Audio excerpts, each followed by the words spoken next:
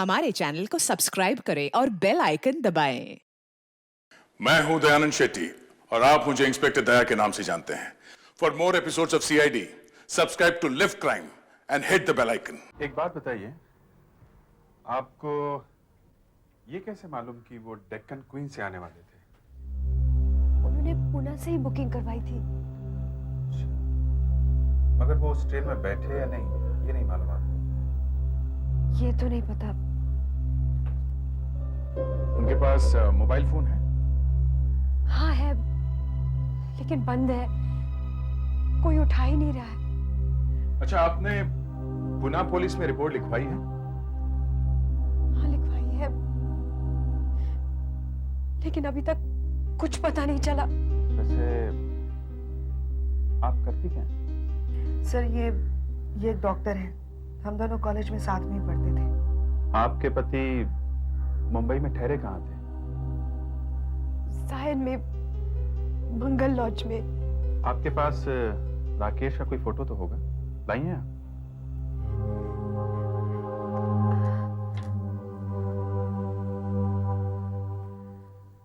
हाँ, ये साहब ठहरे थे हमारे पास।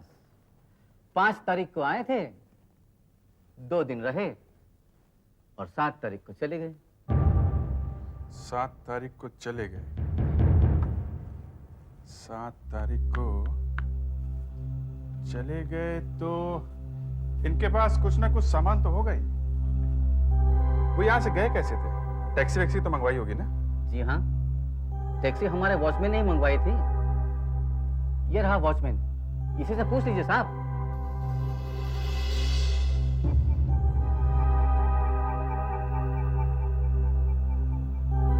ये आदमी 7 तारीख को यहां से गया था, इसके लिए टैक्सी तुम्ही ने मंगाई थी ना? हाँ साहब, टैक्सी मैंने ही बुलाई थी। तुम उस टैक्सी ड्राइवर को पहचानते हो? हाँ सर, पहचानता हूँ ना। वो ड्राइवर अपनी टैक्सी हमेशा इसी लॉज के सामने तो लगाता है। वो क्या है कि भाड़ा अच्छा मिल जाता है ना साहब। कितने बजे आता है वो यहाँ? वैसे तो सुबह सुबह ही आता है, पर ये 2-3 दिन से दिखाई नहीं दिया। शायद बीमार हो गया होगा। उसके घर का पता मालूम? नहीं साहब, उसे घर का पता तो नहीं मालूम।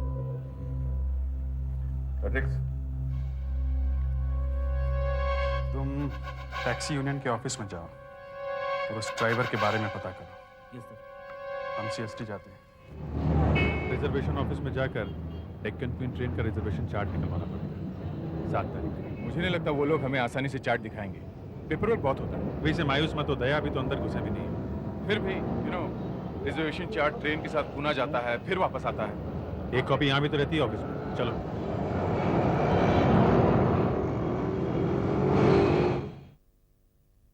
देखिए, वैसे तो हम अपने रिकॉर्ड किसी को दिखाते नहीं हैं। अब आप कह रहे हैं कि आप सीआईडी वाले हैं तो दिखा देते हैं।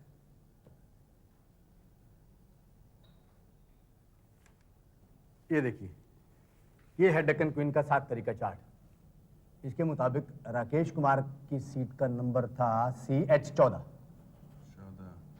ये 15 और 16 पे कौन है?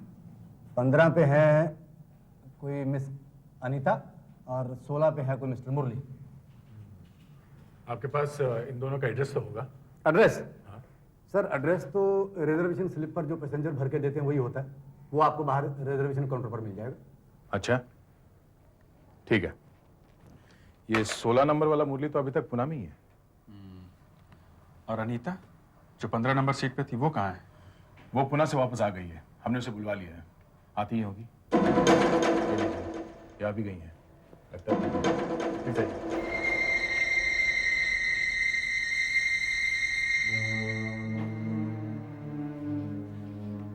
अनीता जी, प्लीज नहीं।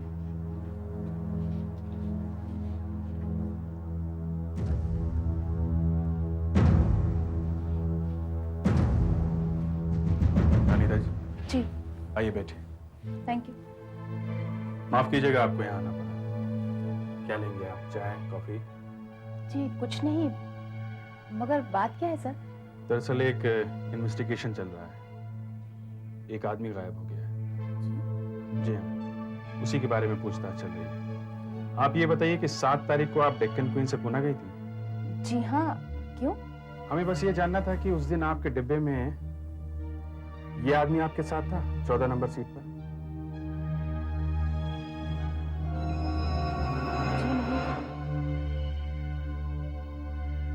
कोई आदमी नहीं था। आपको अच्छी तरह याद है? जी हाँ, मेरे इस तरफ एक 30-35 साल का आदमी बैठा हुआ था, लेकिन वो ये नहीं था। और इस तरफ, हाँ याद आया, 14 नंबर सीट पर एक बुढ़ा आदमी बैठा हुआ था। आपको पक्का याद है?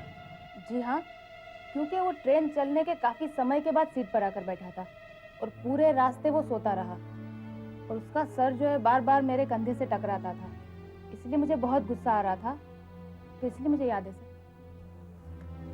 इसका मतलब राकेश उस ट्रेन से पुणे गया ही नहीं। रिजर्वेशन चार्ट पर राकेश का नाम लिखा हुआ है और सीट पर बैठा कोई और। ये अजीब बात है। चलो अच्छा हुआ, कम से कम अनीता तो मिल गई। अगर वो बुड्ढा अनीता के कंधे पे बार बार नहीं सोता तो उसे याद भी नहीं रहता। ये जज बड़ा अजीब आदमी है। इसने बताया क्यों नहीं कि राकेश की जगह कोई और बैठा था सीट पर? देखिए, किसी भी ट्रेन के स्टेशन से छूटने के आधा घंटा बाद भी अगर कोई सीट खाली रहती है तो वो हम किसी दूसरे पैसेंजर को दे देते हैं, चाहे किसी के नाम पे बेलॉट हो। अब नहीं आया पैसेंजर तो हम क्या करेंगे? इतने लोग खड़े होकर जा रहे हैं, सीट किसी और के काम आ जाती है। अगर आप सीट किसी और को देते हैं तो रिकॉर्ड तो होता होगा ना? बिल्कुल, रिकॉर्ड मेंटेन करते हैं उसका, उसको बकायदा चालान फाड़ के दिया जाता है, फिर चालान बुक ऑफिस में जमा करवा दी जाती है। अच्छा जरा देखिए, 7 तारीख को डेक्कन क्वीन का चालान आपके पास है क्या? 7 तारीख, एक मिनट।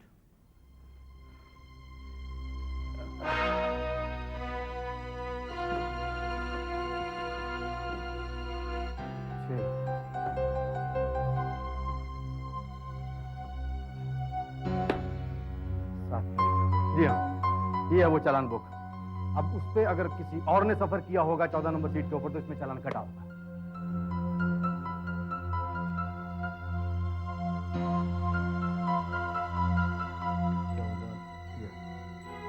ये 14 नंबर सीट का तो चालान कटा हुआ और इस पे सफर किया है किसी बद्री प्रसाद ने। राकेश इस ट्रेन से पुणे गया ही नहीं। पर लॉस से तो वो स्टेशन की तरफ ही निकला था और उसे यही ट्रेन पकड़नी थी। तो फिर बैठा क्यों नहीं इस ट्रेन में? लगता है लॉज और स्टेशन के रास्ते के बीच में कुछ हुआ है। उस टैक्सी ड्राइवर का मिलना बहुत जरूरी है जो राकेश को लेकर यहाँ आया था। उसे सब मालूम होगा कि क्या हुआ है। कहीं उसी ने तो कुछ गड़बड़ नहीं की? राकेश के मोबाइल फोन से पता चल सकता है कि उसने मुंबई में किस किस से बात की थी।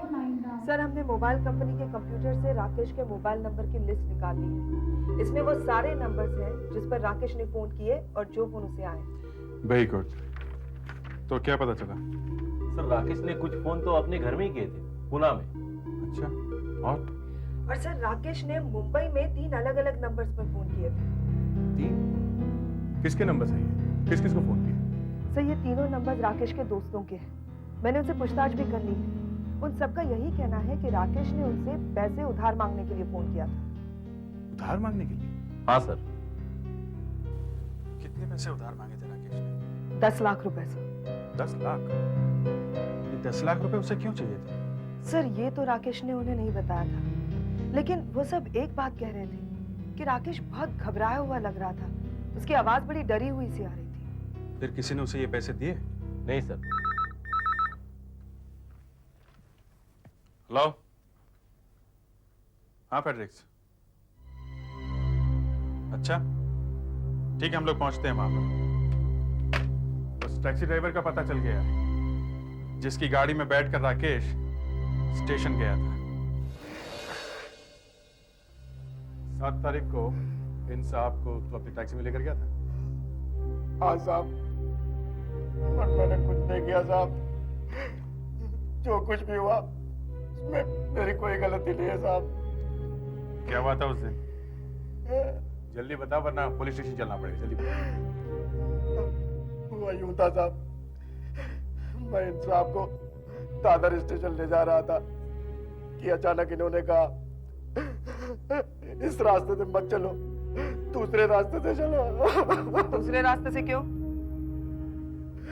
पता नहीं मेम साहब, मैंने इनसे कहा भी कि ये छोटा रास्ता है, इससे जल्दी पहुंच जाएंगे, और ये अपनी बात पर अड़े रहे और बहुत घबराए हुए से लग रहे थे। बार बार पीछे मुड़कर देख रहे थे। पीछे मुड़कर? कोई पीछे कर रहा था क्या? ऐसा कुछ दिखा तो नहीं साहब, पर अचानक साहब। अचानक क्या? कि अचानक एक गाड़ी बड़ी तेजी से पीछे से आई और मेरी टैक्सी के आगे आकर खड़ी हो गई।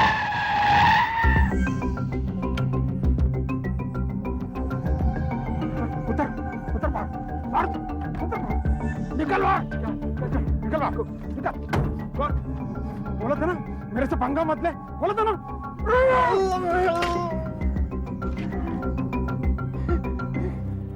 ये ड्राइवर, तेरा नंबर मैंने नोट कर लिया है। जरा सी भी इधर उधर बातचीत करने की कोशिश की तो तुझे शमशान पहुंचा दूंगा, देखा ना। चल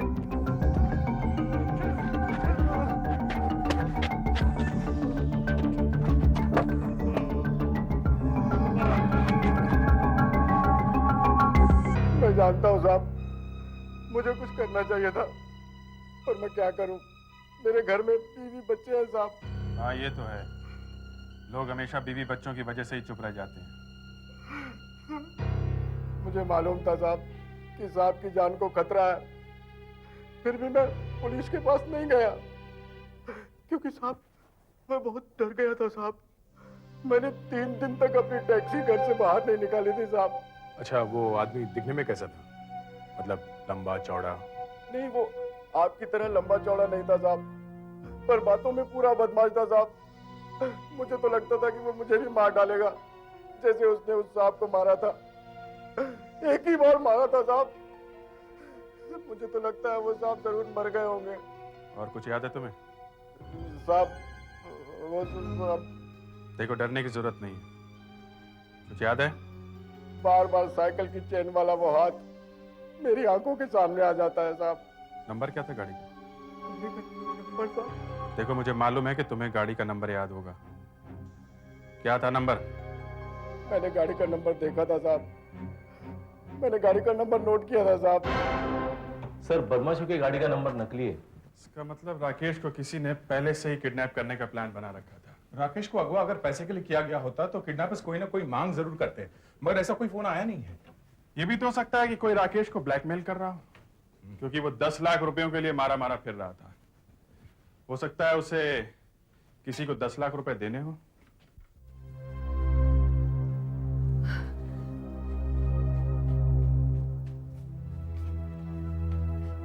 राकेश का कुछ पता चला? देखिए, हमारा अंदाजा है कि किसी ने राकेश को किडनैप कर लिया है। किडनैप? मुझे लगता है कि राकेश पैसों के लिए मुंबई आया था। उसने 2 दिन में अपने 3 दोस्तों को पैसों के लिए फोन किया, और कोई मामूली रकम भी नहीं थी। 10 लाख रुपयों की जरूरत थी उसे। 10 लाख?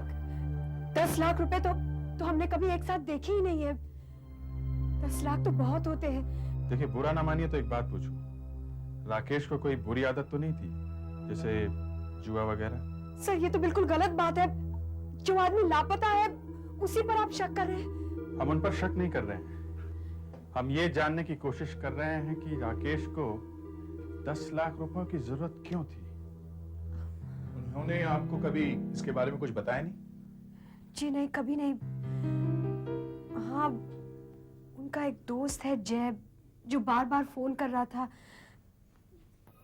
राकेश उसका फोन नहीं ले रहा था। कहीं हो सकता है उन दोनों के बीच कोई लेन देन की बात हो। ये जय पूना में ही रहता है? हाँ। अगर आपको एतराज ना हो तो हम पूना जाकर जय से मिलना चाहते हैं। हो सकता है इस सबके पीछे उसी का कोई हाथ है। ठीक है, तुम और सुधाकर पूना चले जाओ और मुझे इन्फॉर्म करते रहना। फेडरिक्स, तुम सारी मोडस ऑपरेंडी की फाइल्स निकालो और चेक करो कि साइकिल की चेन इस्तेमाल करने वाले गुंडों की कोई इन्फॉर्मेशन है क्या। Yes sir.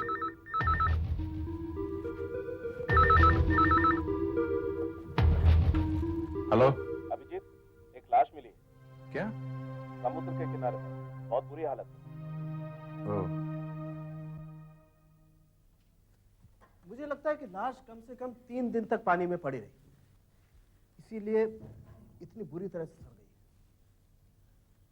उस टैक्सी ड्राइवर ने बताया था कि उस गुंडे ने बहुत जोर से मारा था राकेश के सिर पर। इसके सिर में चोट के निशान है? हाँ, स्कल में फ्रैक्चर है। आप लोग कहना क्या चाहते हैं? ये मेरा राकेश है। मेरा राकेश मर नहीं सकता। मैं बॉडी देखना चाहती, मैं पहचान लूंगी। मैडम बॉडी पूरी तरह से गल चुकी है, आप मत देखिए प्लीज। नहीं, मैं बॉडी देखना चाहती हूँ। ये मेरा पति है तो मुझे देखने का पूरा हक है। हक है ना? हाँ हक है, लेकिन बॉडी की हालत बहुत खराब है। मत मुझे देखिए, देखने दीजिए, मैं पहचान लूंगी। मत देखिए प्लीज। नहीं, ये मेरा राकेश नहीं हो सकता। नहीं हो सकता मेरा राकेश, इसकी हालत इतनी बुरी नहीं हो सकती। रेशमा तो अच्छी बात है ना, अगर ये तुम्हारा राकेश नहीं है तो हाँ हमें हमारा काम करने दो प्लीज, रिलैक्स। डॉक्टर साहब वो सामान कहाँ है जो इनके साथ में मिला था? हाँ ये रहा, ये मोबाइल फोन।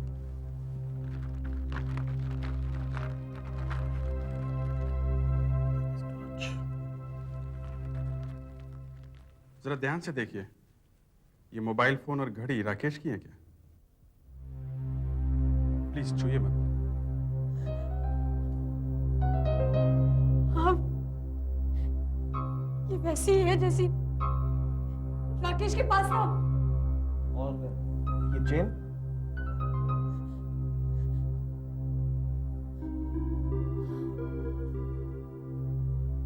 ये भी वैसी है, लेकिन ये जरूरी नहीं है कि राकेश की ही चीजें हैं। और लोगों के पास भी ऐसी चीजें हो सकती हैं। ये फोन, ये घड़ी। देखिए हम पूरी छानबीन करेंगे, हम इनके फिंगरप्रिंट्स लेंगे, इनके दांतों का रिकॉर्ड देखेंगे, तब तक हम भी नहीं मानेंगे कि ये राकेश है। जैसे राकेश की उंगलियों के निशान के लिए तो हमें पुणे जाना पड़ेगा। मैं राकेश के दोस्त जय से पूछताछ करने के लिए पुणे जा ही रहा हूँ। वहां राकेश के घर से कोई ऐसी चीज ले आता हूँ जिस पर से उसके उंगलियों के निशान मिल सके। ठीक है, आपके घर में कोई होगा इस वक्त? हाँ, मेरा देवर। वैसे आपके देवर का नाम क्या है? विनय। विनय। एड्रेस क्या है रेशमा का? 12 आश्रम रोड। चलो देखते हैं ये विनय दिखता कैसे। ये लीजिए सर।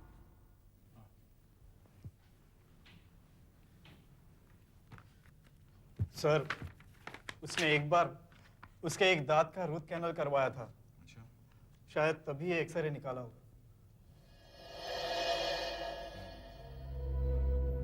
राकेश अक्सर इस्तेमाल करता हो ऐसी कोई चीज है घर में, जैसे ब्रीफकेस वगैरह?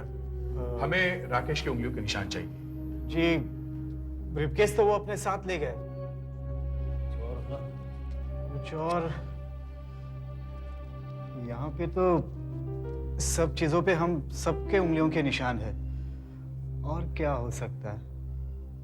हाँ हाँ सर, राकेश सोने से पहले कभी कभी पाइप पिया करता था। अगर आपको चाहिए तो मैं वो पाइप लाके दूं।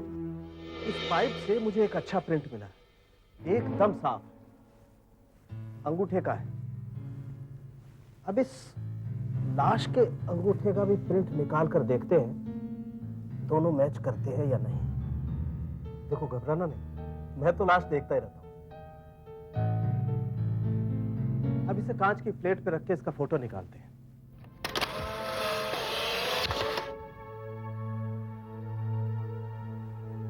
इस प्रिंट को अंगूठे के प्रिंट से मैच करके देखते हैं। ये देखो अभिजीत, ये वो निशान है जो हमें पाइप पर से मिले। ये आइलैंड देख रहे हो? और ये वो निशान है जो अभी हमने लाश पर से लिए। इसका आइलैंड देखो, ये सेंटर पोर्शन देख रहे हो? और ये इसका सेंटर पोर्शन देखो। ये दोनों निशान एक ही आदमी के हैं, राकेश के।